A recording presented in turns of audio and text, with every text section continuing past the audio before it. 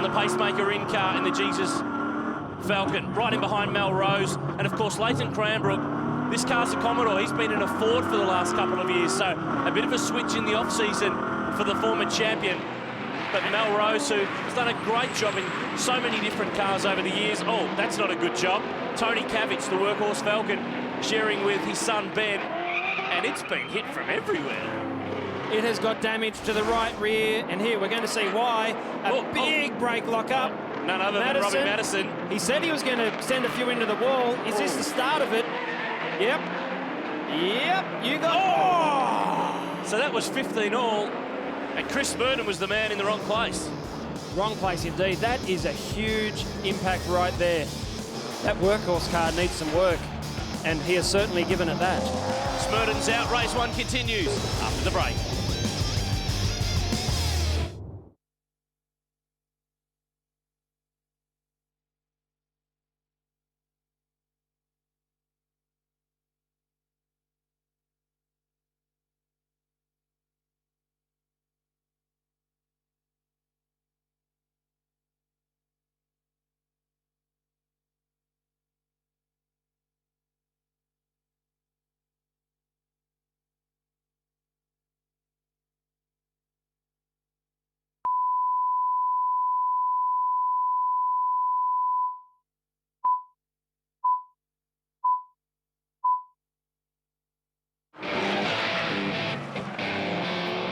Back in Adelaide with the Yokohama V8 Utes, and George Medicki has wandered away. He leads from Steve Owen and Luke Yulden.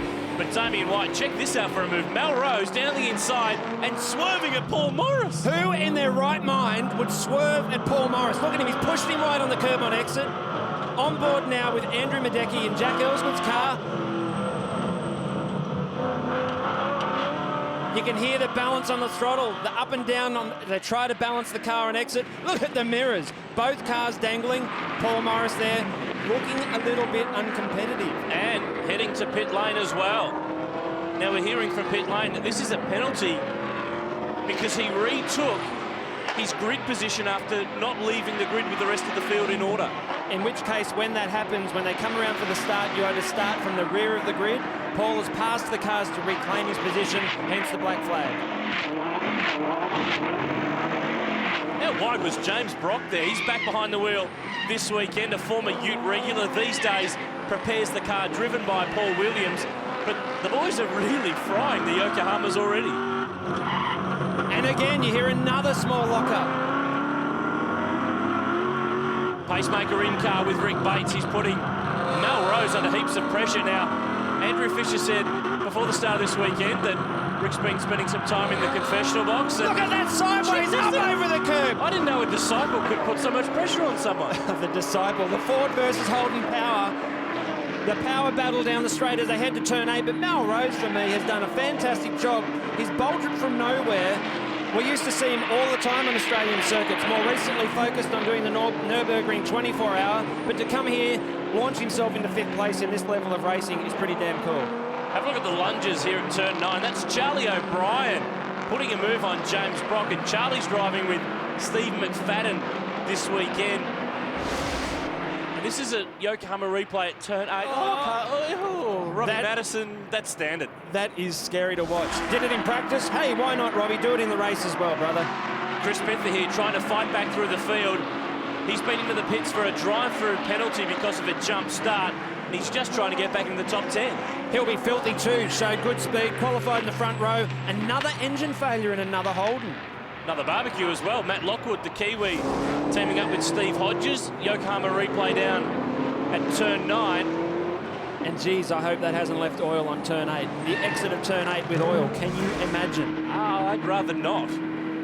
Here's Melrose, still hanging on from Rick Bates. White flag to warn the drivers that there's a slow-moving vehicle somewhere down here. There it is. Thankfully, he's moved offline. Again, turn 8.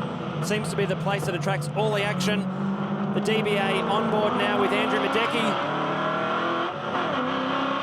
Come on, Andrew, you need to do a quicker gear change. And that car that's sitting there, been there for a few laps, yellow flag is out.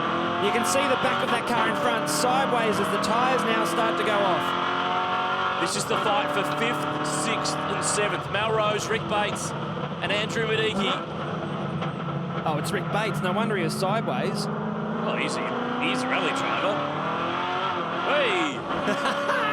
That's not a curb that you want to be getting up and off on the exit of 14 there. Slows you down all the way to the chicane. It does, but Andrew Medeki would be loving it.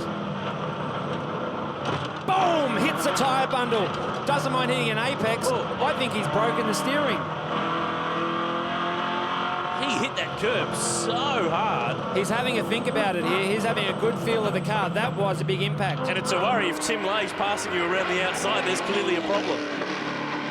Meanwhile, his young fellow is off and running. George Mediki really has got no one in the rearview mirror. He's dominated from the front row. He has. If ever there was any father-son debate at home over the dinner table, I think George has laid claim now and stated, Dad, I'm better than you. He's on his way home at the end of race 1 of the weekend. Of course, in race 2, the regular drivers get back into their cars, and it's an all-in brawl for race 3. But George Mediki started it off perfectly. He's 6 seconds in front of Steve Owen. That's a gap pretty much unheard of in ute racing. It is, but to be fair, George is fresh out of V8 ute, so he's very familiar with the characteristics. That's not to say it's not a great performance. As you said, that is a big margin over a short distance. And he's going to cruise to the line. George Mediki puts one on the board for Ford in 2010 in the Yokohama V8 Ute Series. Steve Owen second, Luke Youlden home in third. There's Leanne Tander, the Thirsty Camel Commodore. He's had a few dramas over the course of the weekend so far, but Melrose hangs on and takes a well-earned 5th. And the battles continue right throughout the field. Go, Charlie O'Brien, no. Steve Robinson just managed to grab 9th place on the line.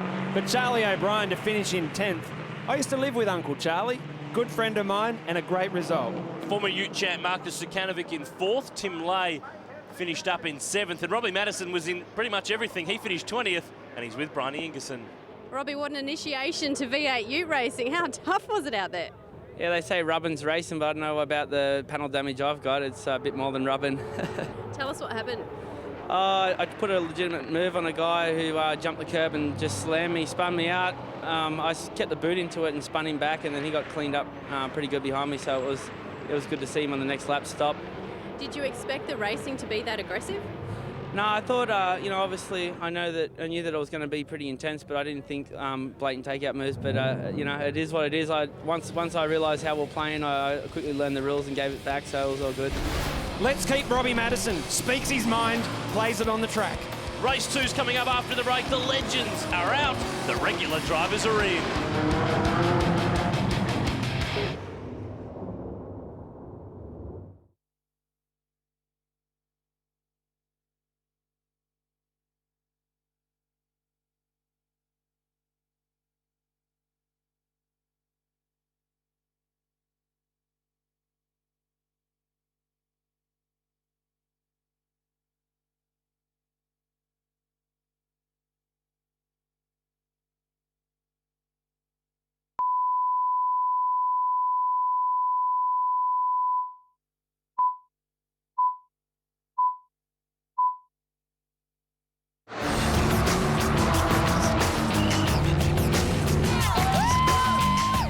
Ever since the checkered flag flew on last year's V8 Ute Series in Sydney, the field has been busy planning and replanning for the new season. And part of that, for some, has included a jump over the fence. In a Jamie Whincup-like switch, longtime Ford fighter Leighton Cranbrook has crushed Blue Oval fans by rocking up in a new Commodore. The question is, can he replicate Whincup's success? I think we'll find out when it comes to race 1. We really don't know. It's an unknown package on a racetrack like this yet, and we've done a few days of testing in it, and it looks promising, so we'll know today.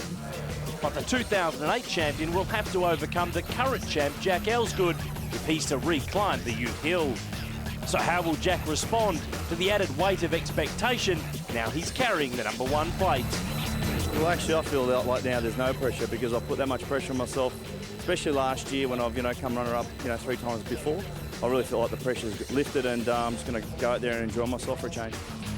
Technical issues and various eligibility wrangles choked out Gary Baxter's hopes last year. but he hopes that a new season starting on home soil will be much kinder. I raced here a few times when the Grand Prix was here, and the Le Mans race as well. So